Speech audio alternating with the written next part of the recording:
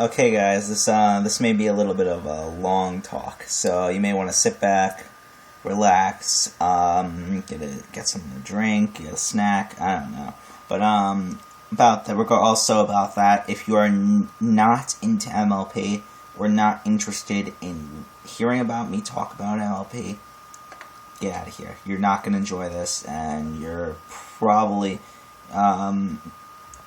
just going to be bored the entire time, so this is not the video for you, so I just recommend going off of it.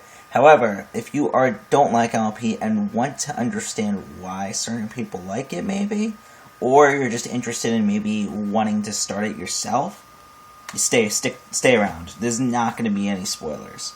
So this is rather than just an opinion on the Season 4 finale, because I'm all caught up at this point. I am all caught up, catched up. Only episode I haven't seen is Game of Ponies Play, because I skipped it, because I heard it's skippable, and it's really bad, so that's out of there. And I haven't seen the first Equestria Girls movie. I've seen the second one, though. But, oh, by the way, I'm rocking some Dew pajamas. I can't believe I own these. I'm so just Dew trash. But, anyway, so it all started about day 2 of the vlog, when Zach and Alberto were trying to get me into MLP. They've been trying to get me into MLP for years, but not at that extreme. That was the point where they said, listen, we're going to make a pact where we can get Josh to watch MLP. And they did. I watched the first 2 episodes, and I said, they were not too good, but they were decent enough to keep me watching.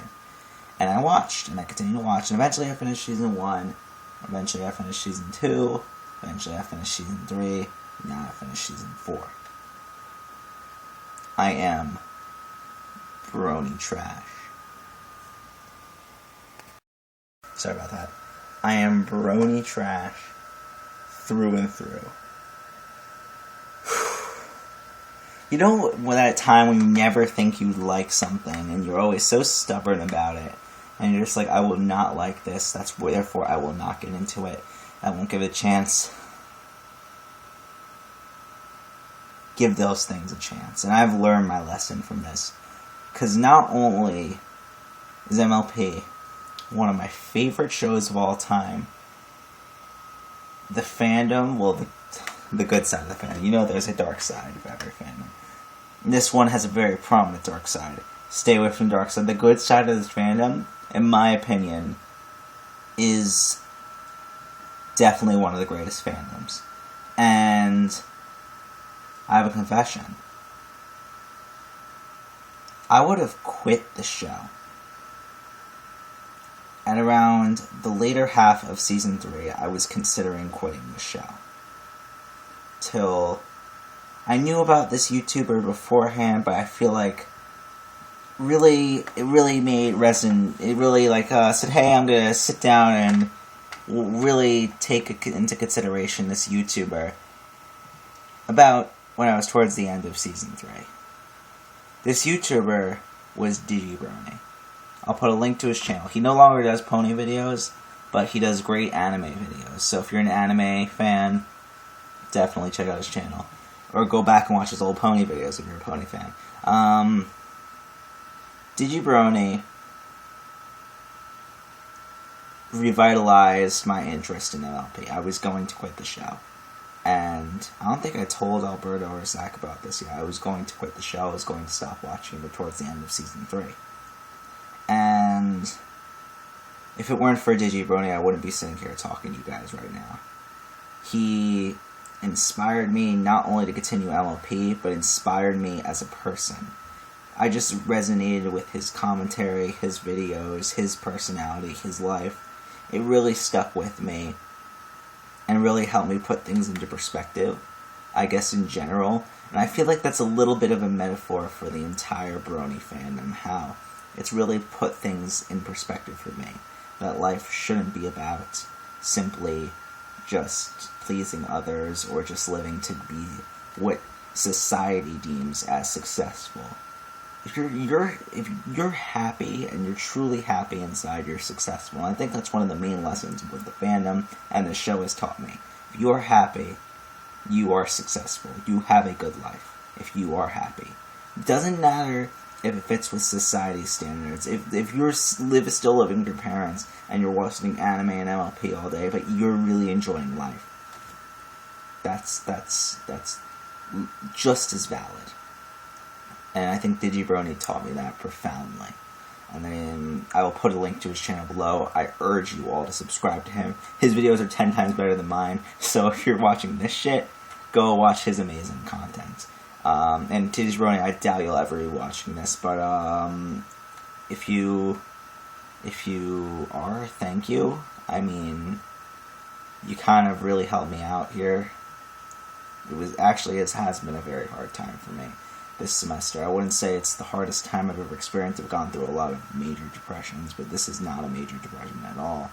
This isn't even a depression. It's just an extremely stressful semester. I feel like the ability to kick back and escape every once in a while, maybe once a day, maybe twice a week even sometimes. Just the ability to sit back, relax, and escape into a world like this. It just really resonated with me. It really gave me a great outlet. And my 2 favorite episodes, I'm going to give you some of my favorites now.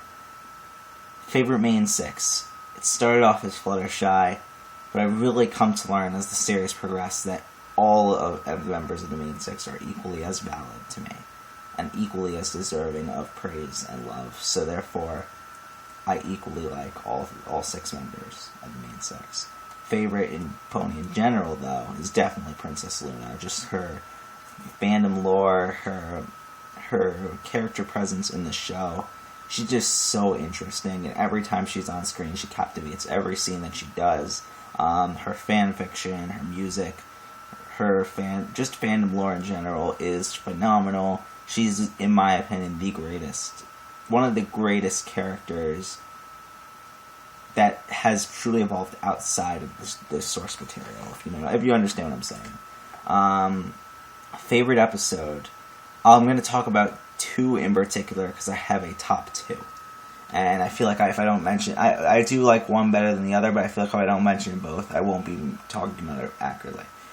I believe the best episode of the show is Hurricane Fluttershy. It's a Rainbow Dash and Fluttershy focused episode, and that's a pairing that you don't usually see. I mean, you saw them in May the Best Bet Win, but it's an interesting pairing. They're pretty much 2 polar opposites. Like Rarity and Applejack are complement each other like that, and then I would say Fluttershy and Rainbow Dash are the 2 polar opposites. And I feel like they complement each other so well in that episode, and the message of that episode really resonated with me. And I feel like that was probably the best episode of the show. And I do think a close second, though, is Sleepless in Ponyville, which is a Scootaloo episode. Scootaloo is one of the Cutie Mark Crusaders. That episode, it also involves Luna, so that may be why it's one of my favorites, actually. But that episode, I don't know what it was. Maybe it was the right time. I didn't really relate to it, but there was just something about it that, maybe the moral of it, maybe something that made it just me. I'm like, after watching it, I had to sit back for like 10 minutes and just be like, wow. Like, wow, that was a tremendous piece of fiction right there. That was amazing. So, yeah. And there are definitely duds. And I'm warning you, there are many, many duds. But please do not take those duds as a message to quit the show. Every show has duds. Doctor Who has multiple duds per season. But in an more episodic centered show rather than like an arc centered show, there are arcs. But in more of an episodic centered show like Doctor Who or MLP, there are bound to be duds. You just gotta accept that. There's good episodes and bad episodes. And it's definitely resonant in MLP. I do think Season 4 is the best season, but there are definitely still duds in that season. It's not a perfect season by any means. But it's just the characters are so deep and they're so complex. And I believe it's thanks to Brony and the analysis community that really vitalized the show for me. The show would have been a pretty good, cool cartoon for me if it weren't for people like Brony and Tommy Oliver that just showed me the deeper context behind the show. Mostly Brony, sorry Tommy, but just showed me the deeper context behind the show, the societal comparisons, the philosophy, just the thought and the intricacies that made it so deep, such a deep animated series. And it really put out credit to the writers, the planners, showrunners, the voice actors, the talent behind this show. And it is nowhere near a perfect show, but I just want to let you know, I'm Brony trash. I'm a Brony through and through. Brony is definitely probably my favorite member of the fandom, probably. And I just want to say thank you all. Thank you, Alberto. Thank you, Zach. Thank you, anyone else who wanted me to watch this show. I'm Brony trash. Through and through.